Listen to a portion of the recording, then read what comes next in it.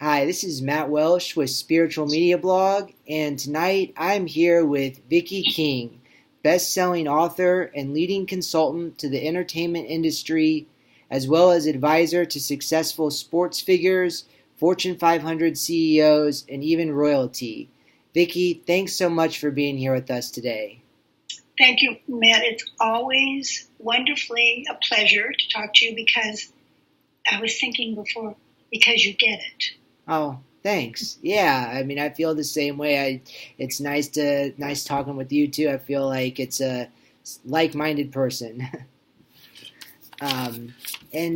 So tonight, I thought it would be a fascinating conversation to talk about moving from surviving to thriving. And just to give our audience a little bit of context, when you talk about surviving or when you talk about thriving or creating abundance, what do those words mean to you? What does that mean to be thriving or creating abundance? To me, what it means is that we all come in and we have a core wound that kind of tears us immediately when we land, boom, on Earth.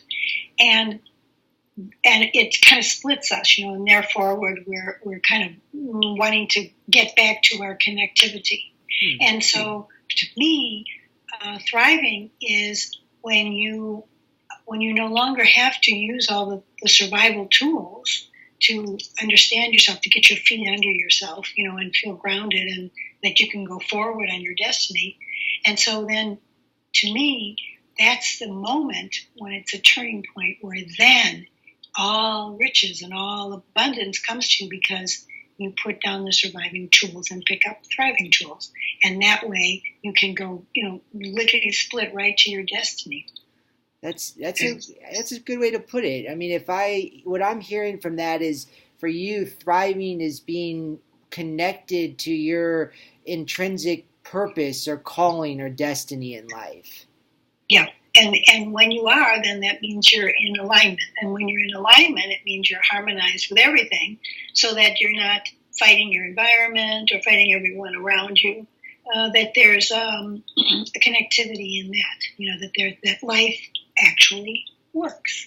Because the truth is, life actually does work, but we don't always experience that. Because we're fighting it and we're controlling it and we're wanting something other than what is. All those elements come into play with all human beings. It's a human thing. I see. And so just so we're on the same page here, is thriving for you, is that more of a inner or spiritual or psychological concept? Or what does that have to do with making it in the world, like financial success or having a steady career? What's the connection between the inner and the outer world for you? So, as above, so below. As within, so without, as you're saying, the inner and the outer world. Yeah. So when you clear it up on the inside, that's it. That's why many people feel powerless, because they're trying to corral it from outside themselves. And you can't. It doesn't work that way. So settle it in you, and the enormity of that completely brings to you that which you're feeling on the inside. Like I wrote a book called Feelization. The concept of feeling it in your heart, you have it in your life. Like the feeling, what kind of feeling you want to have when you have a new Tesla. You don't have to get the new Tesla first to have the feeling. Just what do you want to feel in the Tesla? And then the Tesla will show up because you're exuding the feeling from within. Yeah, and I totally believe that, and I get that. I work with a lot of people though that they struggle with the outer world. Like they are struggling just to survive. I mean, for them, they might not have enough money to pay their bills. They might, hate their job. They might, and they're thinking to themselves, if I only had a new job, or if I only had enough money to pay my bills, or if I could only get rid of my physical pain, what sort of advice or suggestions would you give to someone whose, survivalist needs are their basic needs aren't even being met. Right. Therein lies the intelligence of your question, which is that we all have needs that must be met. And what happens in survival is you have the sensation of not having your needs met. That's what it is. And so you have to set out to figure that out. Like, for instance, I was on the suicide line, when people would call in and they would be very desperate for themselves. Well, if you talk to them, you find that, we just had an earthquake. It's just shaking here. Oh my goodness. Are you getting do you need a minute or two to make sure everything is safe? I know. Oh, yeah. So when the earth shakes for people, yeah. they think like people on the suicide line will always want to save the world. It's enormous, and they feel small and powerless. And they, what can they do? But if you ask them, when was the last time you ate? And are your feet cold? Have you slept? When did you take a shower last? The very, very fundamental needs that aren't met. And so when all of that is not met, then you feel the enormity of everything out of your control. But if you just control some very simple things, see, it's all it's all relational. So it's all about our relationship to our own self. And the more you can be in harmony with yourself, the more you have peace, and you get good ideas. You feel more confident about asking for help, and and a job, and all other things. But if it's completely overwhelming on you, then you feel like it's all just outside of yourself. Yeah, totally. Yeah. And how do you help people? I mean, when you were talking to the people on the suicide line or just other people in your work, how do you get people to recognize that, to shift from being just so focused on these external, like job, money, whatever, to get them to realize that they can create that peace by being in harmony with their inner self? Yeah, it's very fundamental. It's just the thing of, put socks on if your feet are cold. Yeah. Really, really, really, really, really physical, easy, doable for anybody who is even in dire straits in terms of overwhelm. And so when you begin to make a connectivity about taking care of you, then it expands that way. And it's just astonishing, how that goes. Because the point is, we want to allow that people have the sensation of power within themselves rather than powerless. Yeah, so I'm hearing for you, maybe for some people who are just in that very basic survivalist mode, to help them learn how to take care of their most simple basic needs, like eating, sleeping, taking a shower, just helping them start off with those and then move on to greater things. Is that what I'm hearing? What happens with people when someone is an adult and they're in dire straits and suffering in that way, what it is it's a recreation of the pattern from early in their life, always. And the gift is it's being recreated so that you can solve it now in a different way. Because when we're kids, we can't say, later I'm getting my own apartment, when you're 3 years old. You have to deal. You have to be there. You've got to function. So you make surviving ideas. You make decisions for yourself. Well, I'm going to be afraid of all boys because that boy beat me up at school. So then that would be a person that when she gets to her adulthood and she's thinking, oh my gosh, I'm not capable of having a relationship with a man. Yeah. She has to then re-decide and think, I'm an adult now and I can make money. I can be, relational with somebody, and that they can be kind to me. So those are decisions that you can remake in a different way. And again, I totally agree. I mean, how do you help people to do that? Because you're talking about getting them to challenge beliefs that they've had about themselves for maybe 20, 30, 40 years. I mean, just as your work, as a consultant and life coach helping people, how do you get people to challenge and change some of those beliefs that they've held on to for their whole life? Well, the first thing is that they don't know that they've got the belief. And so we go back to when they were 2 years old or 4 years old. Usually it's around in there. It's by the range of 3, so 2, 3, 4. There's always what I refer to as a tear. It's like where you get a wrong idea, and it's like, now mommy doesn't love me. Yeah. Or anything, any random thing, and it can happen from, that mommy accidentally drops the candy on the floor and you can't eat it then. So, mommy hates me. It's always, it doesn't have to be something that is a major trauma. It has to be something that the child sets a belief. And then that belief is constantly proven. We love, and our humans love to have our mind be right. Yeah. And so the mind wants to constantly prove that, see, there's evidence. See, there, mommy doesn't love me there. See, you can see that. Right. And you do that until you get to, hopefully, sometime in your adult life, usually you start coming to these terms in your 20s, you switch from surviving to thriving. And what happens is we're really, really good at survival tools because we have to be. Otherwise, we would not get to 20 years old. And so then it's really, people have they got their grip on the survival tool because they're so good at them that they don't want to put them down and pick up a thriving tool, pick up an adult way. Like I had a client the other day, and he said, having no money always is his problem. He can, money always eluded him.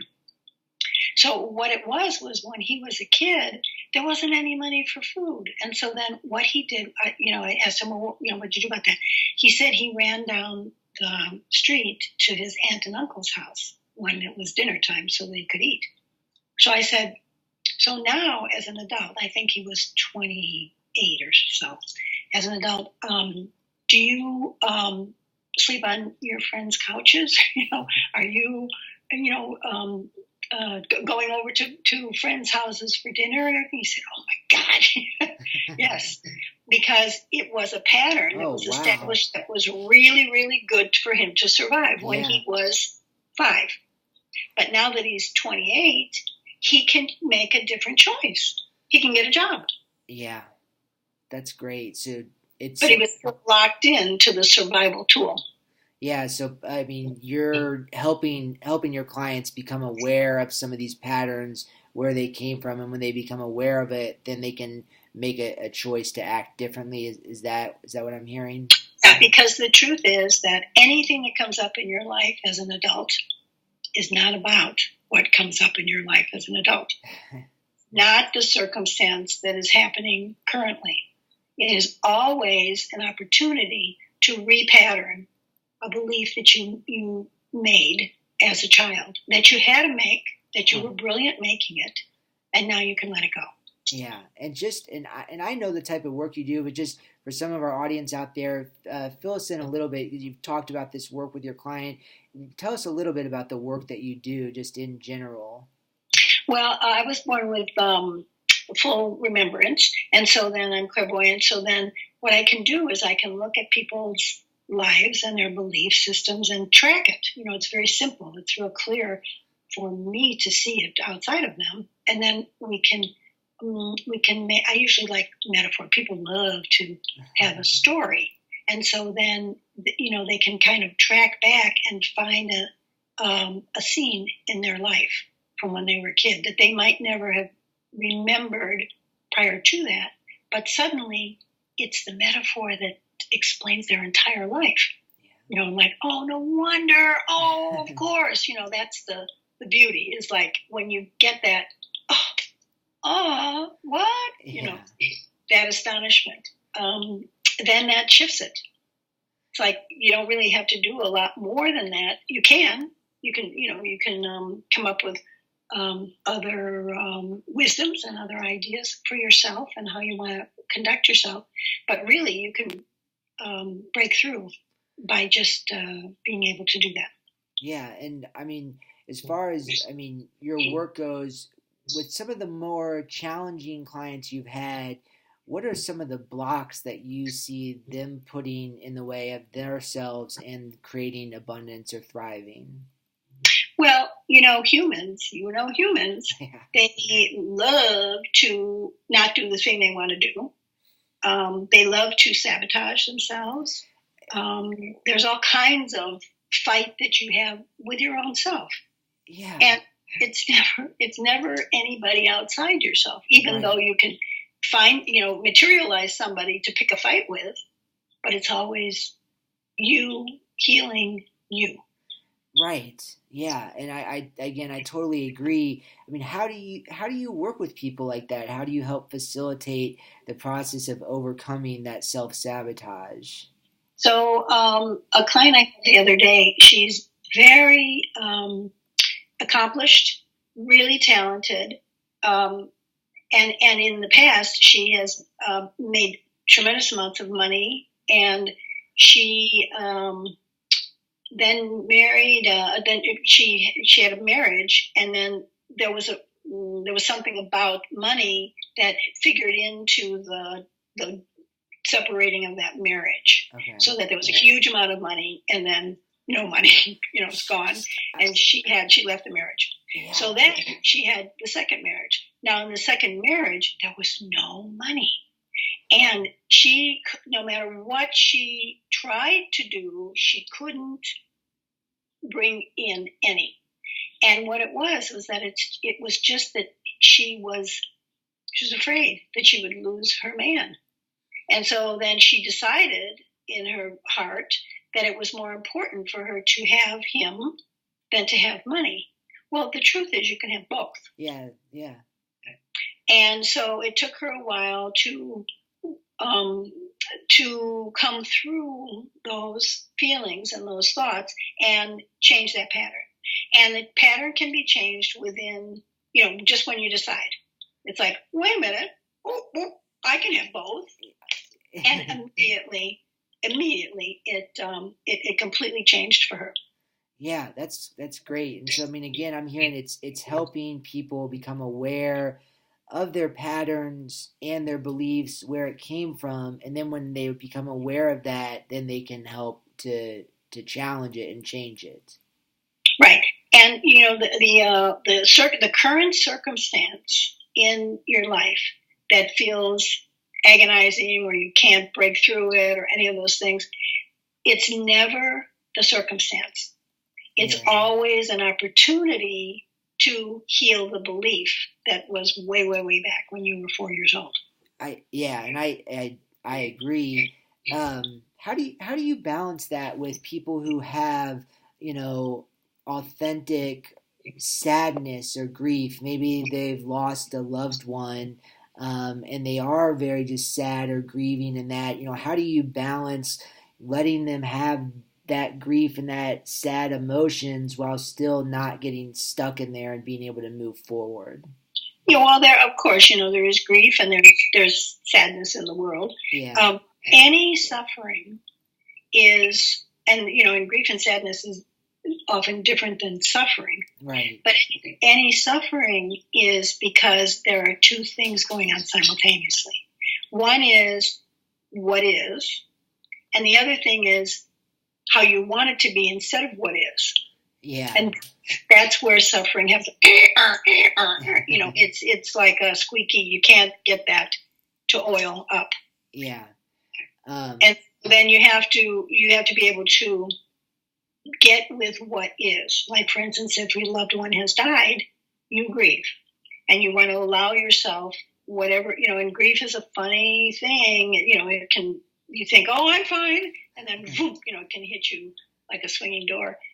So you want to be malleable in terms of your honest feelings, and you'll see that it will, come forth out of it. This is an interesting example. So there's a woman who, I was in the fire in the Malibu. So the woman said to me, she wanted to tell me all about the fire she was in, which was way, way back sometime, I don't know how many years ago. And it was so real to her, and so deep. And she thought that what she was doing was continuing to have a grief around that fire. But no, what it actually was unresolved patterns from her childhood. Oh, wow. And so it wasn't that she needed to heal the grief from the fire 15 years ago, but the pattern kept coming up and coming up. And what the pattern was that she was not recognized in the family. Oh. She was like flamed out. It was like there was all loss to her, and she didn't feel safe, and the home was pulled out from under her. All these things, and so the fire gave her an opportunity to be able to heal that. But she didn't use it to heal it. She just used it to tell the victim story over and over and over again. Wow. Yeah. Now, people love their victim story, and they will tell it until they get sick of telling it. Yeah. Everybody else doesn't want to hear it anymore, but even when they don't want to hear it anymore, then it can go. But you can change a victim story within a moment. All you have to do is just tell it differently. Yeah, exactly. And I mean, you mentioned the Malibu Fires. Can you speak a little bit can you speak about that? What happened to you, to your house? How did you respond? I mean, tell us about that. It's gone. And I think, for everyone, it was a different story for everybody. Yeah. It's just uncanny because whatever was up for you and whatever you needed to experience, you did. See, for me, I felt like, I just am in awe because it was like the gift of the next iteration. Wow. And I'm like, I'm in this place now, and I'm in awe. I come in here and I think, well, where I am now is the person who was living here. Her father died, so she had to move out to take care of her mother. So I thank that man all the time because if he hadn't died, this just showed up for me. Wow. And now that doesn't mean that I'm here permanently, whatever. But I am here, I know, to finish my book, my next book. And I look out on the ocean and the islands and the boats and everything. And, lucky me. I mean, I really admire that attitude. I mean, again, you're someone who I'm hearing you practice what you preach. I mean, you're looking at this as an opportunity to heal and grow. That's what it sounds like. I'm still just curious though. I mean, tell us about the moment that you heard that your house was. Well, I saw my house burn on television. Oh my gosh. And I mean, in that moment, what went through your mind? I mean, it felt very peaceful. It felt like, okay, because I was fortunate to know. I mean, many people, everybody was evacuated. A lot of people didn't know if their house burned or didn't until they came back from evacuation. And so, that was good. That was lucky to be able to see it. It was like, okay, all right, well, I'll get the, respirator and the hazmat suit, and when I can go in, I'll go in. Oh, well, jeez. And then did you literally see it just on the news? Like you just happened to see your house in flames on a news channel? Somebody called me. And I was staying at a friend's house, and I don't know how they managed to get through because there was no communication. The phones were down and such, and somebody just random calls you, turn on channel 12 or 5 or whatever the thing is, and there it was. And then in that moment, then you just sort of looked at this is an opportunity to go to a different stage in my life or have a different adventure, or I knew this was funny because the 3 months time where the fire was going to be was happening. Yeah, I'm organizing myself to finish the book, my book that I'm doing now, and I ordered those store-all boxes, 12 store-all boxes from Staples, and I knew that there was going to be a big shifting up of things. Yeah, so I could finish. Well, here's what it was. It was this incredible fire. Oh my gosh! I mean, I think that's impressive. I don't think I would have handled it that well. I just would have been annoyed that I would have to move all my stuff and or lose all my stuff and then find another place to live. But in my book, I didn't know I was going to have a fire chapter. Now I have that. And tell me about your book. I didn't even know you were writing another book. What is it and what's it about? This book is about. It's a memoir of a human life from before we're born to the time we die, and shows the arc of what life on Earth really is for and what we're doing here, rather than what we think. And so people can look up their age, chapter 23, if they're 23, chapter 52, and the story that's for that age informs somebody around that age, what way they will turn their maturity and how, what they will be handling. The circumstances will be different for each person, but just the level of moving through your life is there. And is this like every age, or is it every 5 years, every 10 years, or every age? Really? And so is it like you have like a page for every age, or how does that work? What? More. Each one is kind of the quintessential metaphoric expression of that year. Oh, that's really interesting. It's a scene that will be for that year. And so when you say a memoir of a human life, it's not a specific individual that you're talking about. This is more the universal, like, memoir of like a universal human, just the common things we all might go through at certain ages. No, it's my life. Oh, okay. And of course, it's completely universal because even though I have a unusual life and a lot different than a lot of people's lives, it still tells the truth about all of us. Oh, that's really fascinating. I mean, was there any particular like age or moment? And I mean, I don't want you to give away too many details of the book. Now I have 10 more questions, but I mean, just was there anything in there at a particular age or a particular moment that was, a big aha moment for you? Or I have the aha of every age along the way. Yeah. I'll tell you a little one that was recently. And that is that in Malibu, people were spooked after the fire, and they weren't doing very well. In fact, a lot of them are still not doing well. It's just they can't get a grip. Yeah, because it's quite enormous, all this. So the Malibu Film Society is, we always have first run films, and usually the producers and actors and all come, but it was interrupted because of all the mudslides and evacuation and fire and all such.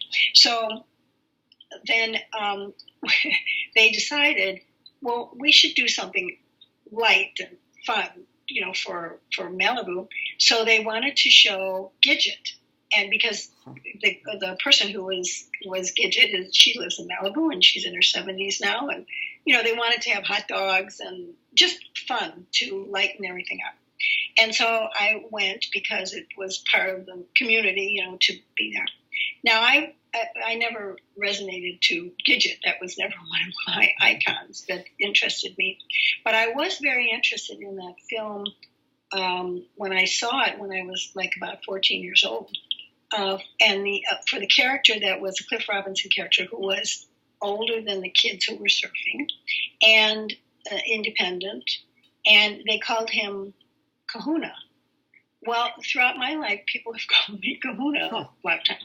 So anyway, I resonated to him at 14.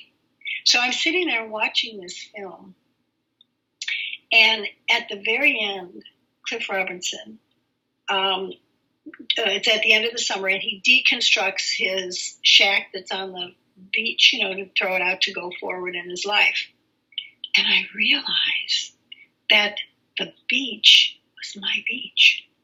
Oh, wow. They filmed that at my beach. Really? So when I was 14 years old in Chicago, I was affected by this story, this idea, this person, and look what I created. I created that I moved to that spot to be the kahuna and the independent person that I am. Wow. So, influences are astonishing from very early on. Yeah, it really is. And I mean, that's amazing. It's a great, I think, law of attraction story. I mean, there's something that they're thinking about at age 14 and you attract, at a later year. The chances it was my beach. Yeah. It was right there. Wow. That's really cool. Yeah. So then, of course, what that shows too is you can then create the next thing. Yeah. That whatever you can, you've got the capabilities to leverage anything in your life. Yeah, definitely. And what's the name of the book, and when is it going to be out?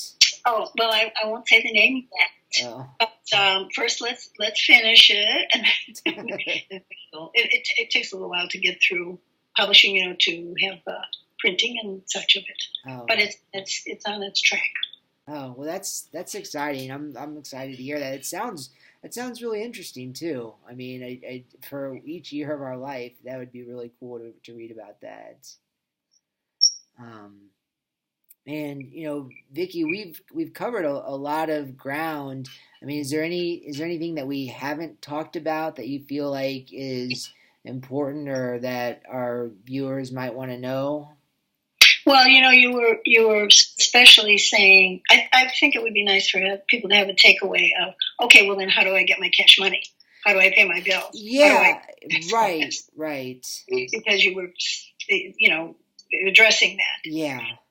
And the way that you do that is, let me see what the best and highest thing is to say about this, is that,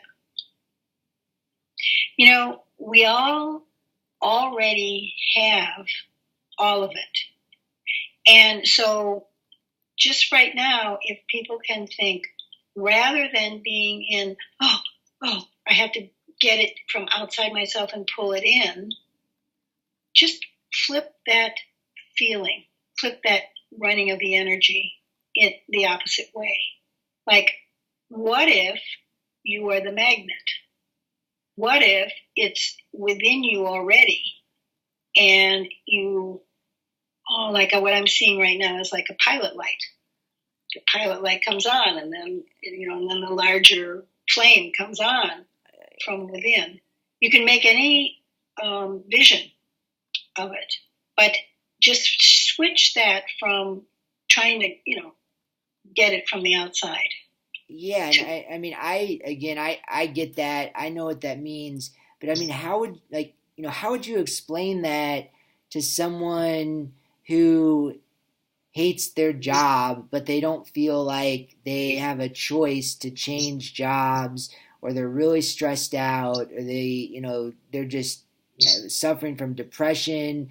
I mean, if you tell them just be a magnet, they might think, I'm depressed. I hate my job. I can't be what do you mean be a magnet? I have bills to pay. I mean, what might be like, for people really struggling out there, what might be some simple steps or practical ways to do that? I think the first thing is to be able um, to state for yourself that you hate your job or that you're depressed. Yeah. You want to look at the depression. You want to look at, well, is this something that is a mood, or is it something that you have struggled to climb out of for years and years, and you can't get out of that? Then that would be something that you need to go and get help for in terms of medication, biofeedback, any of the techniques that are available right now. So what it is it's a conversation with yourself around what are your needs. And if you really, really, really hate your job, then there's a lot of different ways that you can do something about that. Like, for instance, some people, the best way for them to hate their job, to get out of the job that they hate, is to start loving it. Like, for instance, if you want to sell a car, you wash it.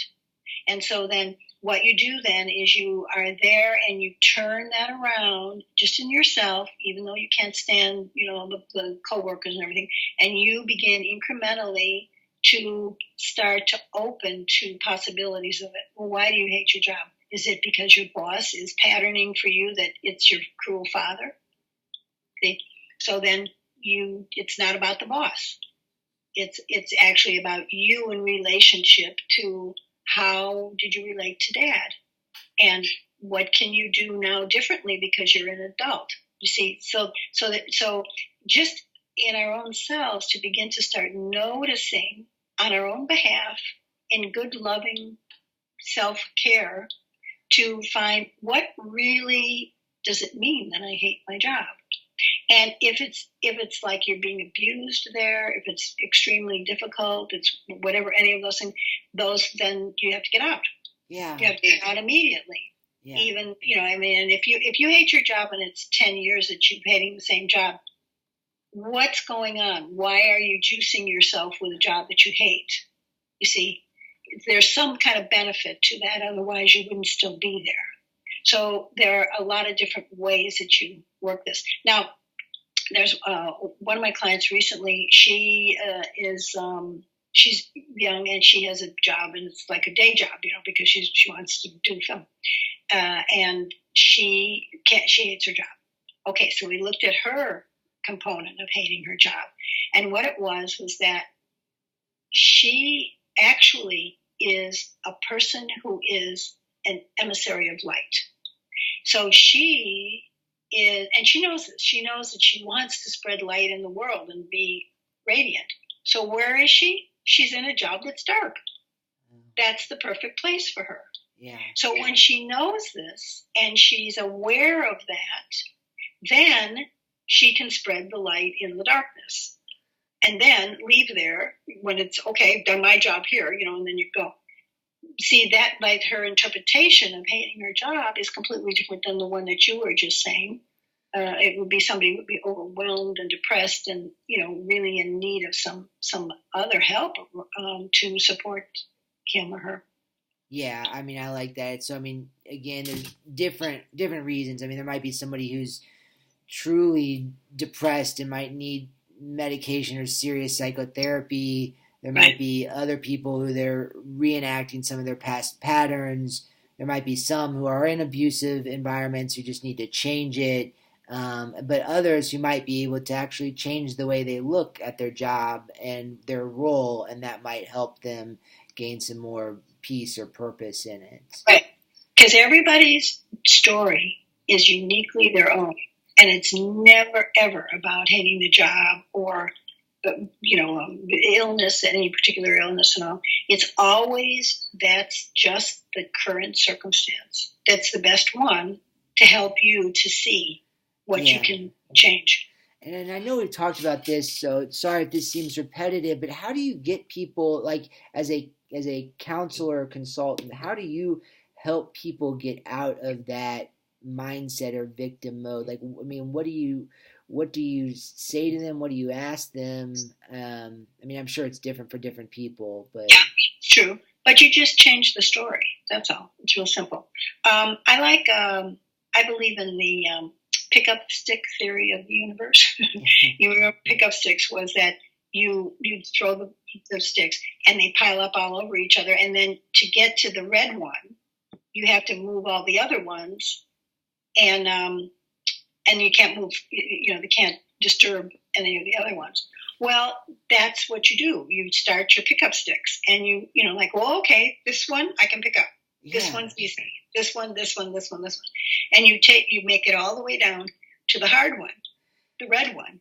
That's very difficult, and probably is all the way through all the circumstances of your life. You always got a red stick, and the other ones could be changing at each time. So that's what you do. You just keep at it. And not everyone is always interested in healing themselves or caring for themselves. You've seen people who love to stay in their story. They love it. Yeah. Well, they're getting a benefit from that, and they enjoy that. And so you want to, in good kindness, leave people to their story and let them do that until they don't want to anymore.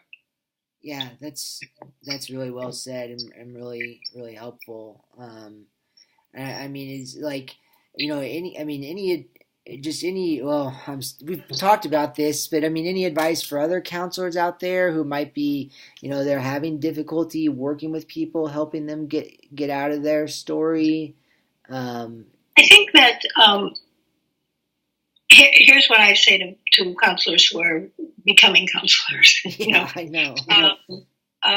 Make sure that the check clears, and then just love them. Yeah. Because that's all. That's what it is. It's like it's not yours to make a decision about what somebody should do or not do in terms of judging, because then you're making a judgment on what's good or bad about their life. Yeah. And you don't know that. You don't know what the variations are from from a past life, from that they have to come together, with a boss and such. So what you want to do is just be in good kindness and allow that whatever the next thing for them is, that you give them space to step into that, and then the next and the next and the next thing. I like that. And every question I ask, I think it's my last question, but then you say something that makes me more interested. So, well, and the other thing too is around. It just went out of my head. So I guess we already must have covered that because it just left. But I had a point to tell. But you mentioned past lives, so I mean, and I know this might depend on people's belief system, which I respect.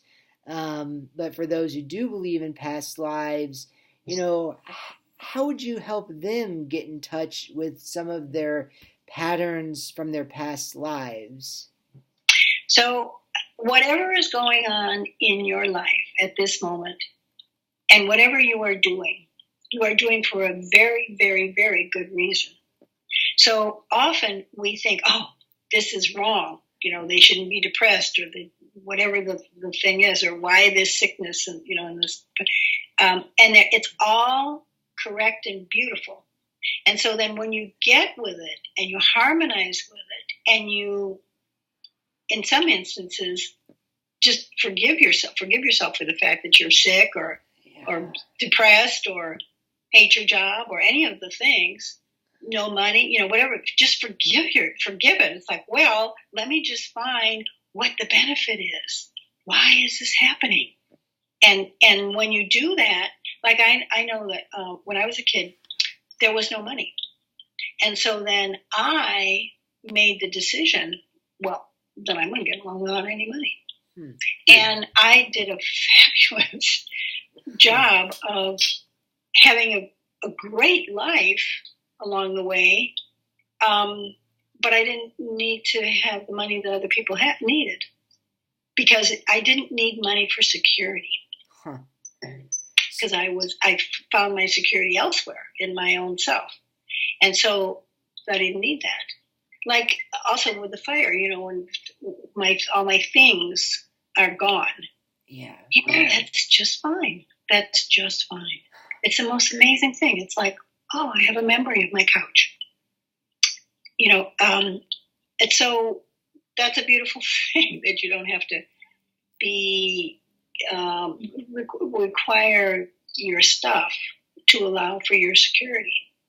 Yeah. So everybody's got whatever is going on for them, and that to look at those things and be in good kindness about everything that you're conducting yourself with, that it's correct, it's good reason for it, and then just keep uncovering the reason, and then you'll fall in love with yourself. It's like, oh my gosh, no wonder I do that, because that's a perfect thing. That was great. What a good idea. Yeah, and again, that kind of reminds me of what you were talking about at the beginning, when you are letting go of grasping for that external thing and just being secure with yourself, then it becomes much easier to attract and create abundance. Yeah, it's interesting. I was there were many iterations of my letting go of my stuff. Like things, many things had to be just thrown out because they were destroyed, and other things contaminated, and other things downsizing, and there were all kind of iterations around it. And so I was driving back there, and I was going to meet Salvation Army, and they were going to take up a whole bunch of load with them. And I'm thinking, I recognized that I was holding on to my table. Like the last one, I've got 10 tables that were all gone. I recognized, hanging onto this table, let it go, let it go, let it go. And I remember that when my mother was dying of cancer, there was a poster in the hospital, and it was a animated picture of somebody hanging on a rope, and it said, when you get to the end of your rope, tie a knot and hang on. And there was this poster, and it was wrong, because it was the time for my mother to not hang on, but to let go.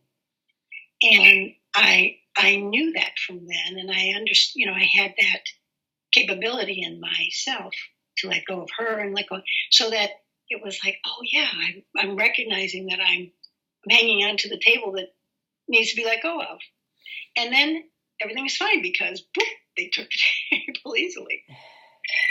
Yeah, that's true. It is. I mean, it's almost like those Chinese finger traps. Like the more you pull, the more stuck you get. But when you just let go, you can relax, and it's easier to get out of it.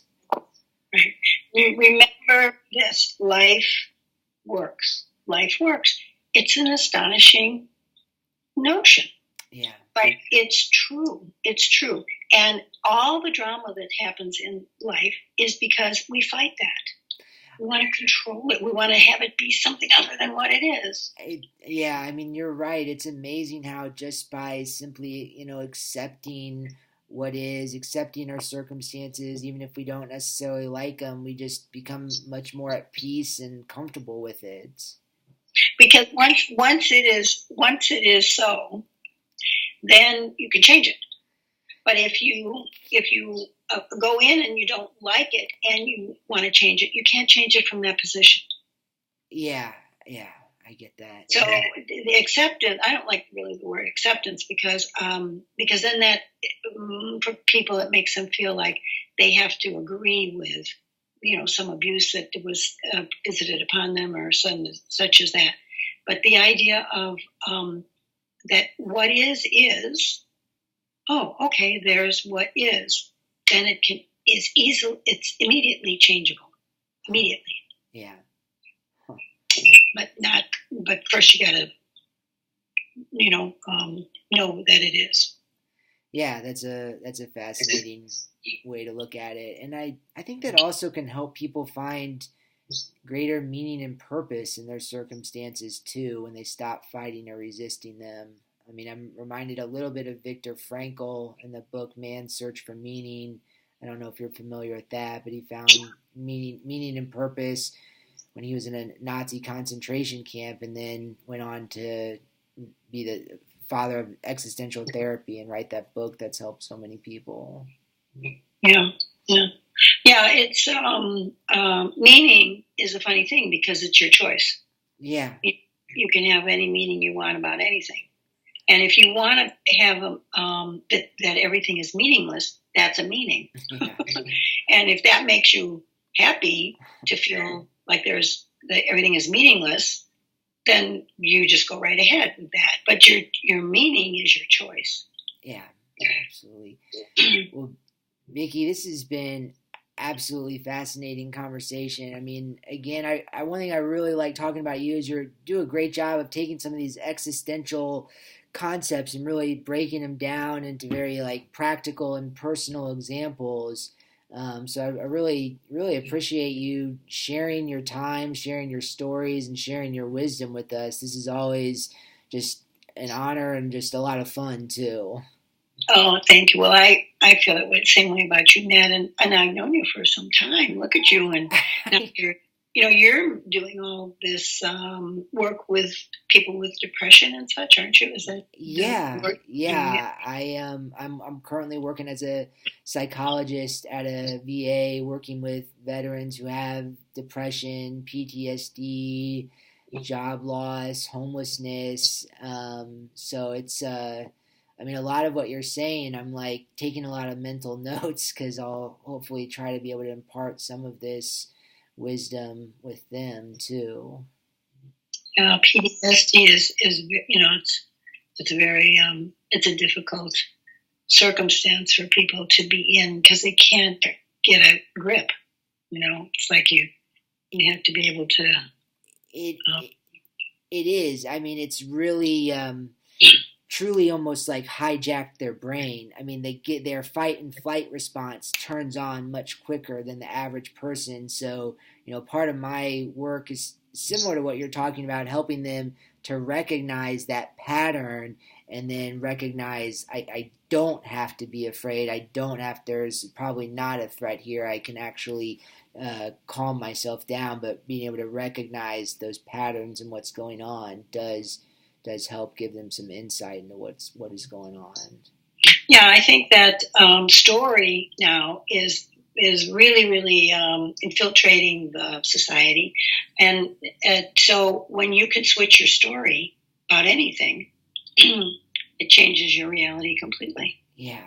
So with PTSD, that can be valuable in work. Yeah, that's good. That's good to know. That's good to know.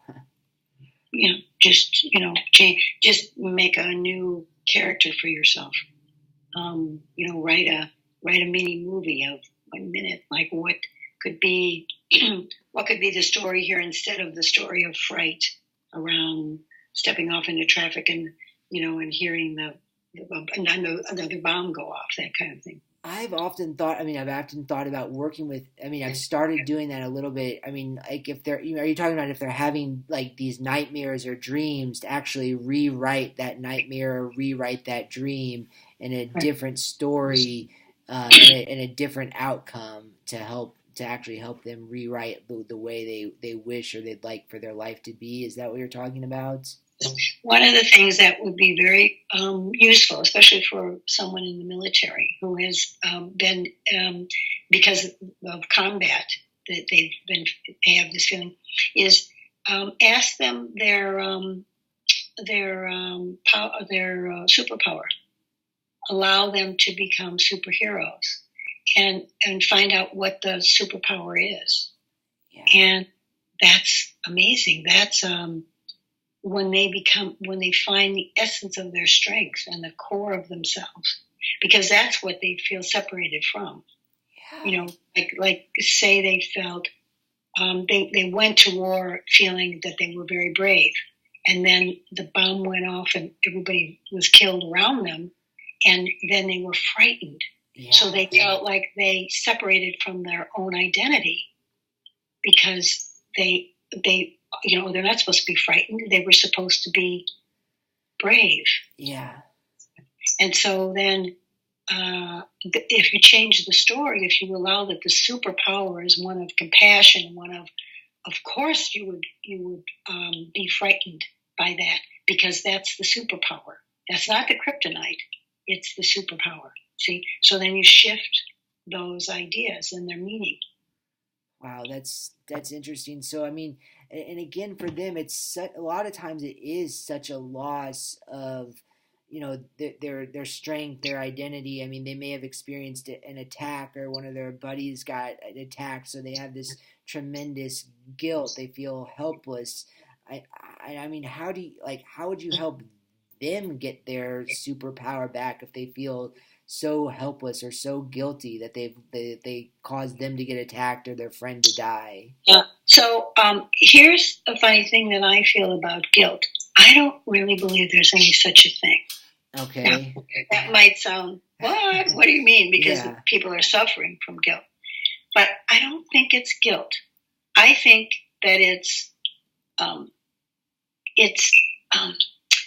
not thinking enough of their own self in terms of they are magnificent, but they must not be. But the other guy was who died, and they aren't, and they're in shame. So it's more a shame of not being magnificent, and so then you want to juice people in that they are magnificent. They were saved because there's some very good reason for it. And their life now is to find that reason. Yeah. That's the driving force of their life. So that's a really good purpose. Yeah, it's asking them, why do you think you were saved? What's your purpose or mission now in life, and how can you get back in touch with that? Those sort of questions. Well, I would suggest that it's not that hit the nail on the head, because that's very difficult for someone who's just had PTSD. Yeah. But to just sit with them in terms of story, of superpower, of being that you will govern the conversation around allowing them to find their precious self again, but you don't ask them, because they'll shrink back in. I'm dirt. Right. It's all, shame is just completely showered over them. And so that's extremely painful. So you want to, that you can be mindful of where you're going and map it out, but you don't require the person to step into their powers if they are lost. And I mean, how would you do that? What sort of things would you talk to them about or ask them about if they do have so much shame and you're trying to help them get back in touch with their self? I mean, how would you govern that conversation? Well, that's what I was saying about, ask them about their superpower. See what you're like. What were you like when you were a kid? Oh, did you play war when you were a kid? What did you? Oh, yeah. I had the army guys and the little kid, and then and I put them up on the hill, and then I strategized, and we were really good. You see, so then you get them in touch with what is good and right and beautiful about them, and from there you it's like you reintroduce them to that they are an exquisite, special, alive, precious being. Yeah. And they are still here being precious and alive. And so then they are to carry out that same preciousness and continue with that. But if you try to make them articulate it at first, they'll just they'll do like this. Right. So helping them get back more to their childlike superpowers, or their what were some of your superpowers before you went off to war as a child, and some of those types of questions. Yeah, or just listen. Just listen to people and ask not a clinical question, but a curiosity question. Like, oh yeah, well, what kind of army guys did you play with? Yeah, were they? What did you think about? Did they how do you remember they were shaped with that G.I. Joe? I had G.I. Joe. Did you, just allow. I'll give you an example from when I was a kid. We had a man on our street who had been a medic in the war, and he came back, and since then he would just sit with his baseball mitt and his ball, and he would just throw it or hit it against the schoolyard wall, and because of the experience that he had then, they didn't call it PTSD at that time. It was just battle fatigue, whatever the thing was. But I could see from him that he had the experience that as a medic, somebody blew up, and he ran and picked out all the pieces of the person and put them back on the stretcher. And these things were happening, recurringly. And so now there he was, and this was the position that he was in. But such an exquisite human being. He was so compassionate and so dear and so sensitive and so loving. That's not a wrong thing. That's an exquisite thing. Yeah. And so there he was, and I could see as a kid, because I have remembrance, I could see the dead soldiers playing ball with him. Oh, jeez. And that was like their noble service back to him. Yeah.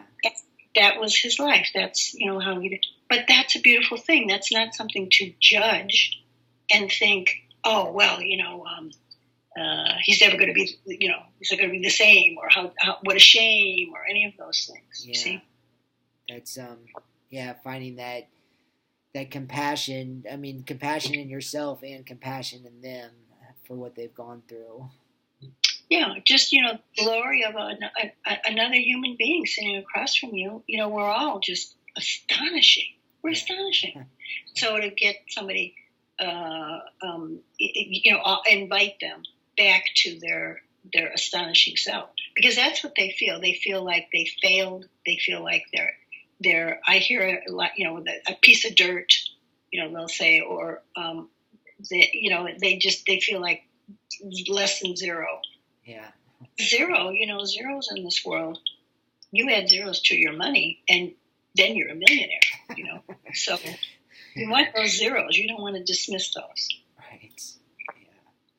Yeah. Well, Viki, thanks again so much for sharing your time and your wisdom with us. This has just been very practical and very profound conversation. So I really appreciate it, and really appreciate your time and everything. Yes, well, I appreciate you too, Matt, and and best of luck with your work. I know you're so sincere, and I know that you're doing wonders with the clients that you're working with. Yeah. Oh, thank you, and you too. And if people wanted to get in touch with you, what's the best way to get in touch with you? Probably my Gmail. It's innermethod@gmail. All right. That sounds great. Contact me there. That's probably the most immediate place. All right. Well, website is vikiking.com. But Inner Method will get directly to me. All right. That sounds great. Well, Viki, thanks again so much for being here, and I look forward to our next conversation. Okay. Thank you. Bye for now. And thank you for introducing me to Skype. I know this is exciting for me too. It's so good. All right. Okay. I guess we just click off, right? Yes.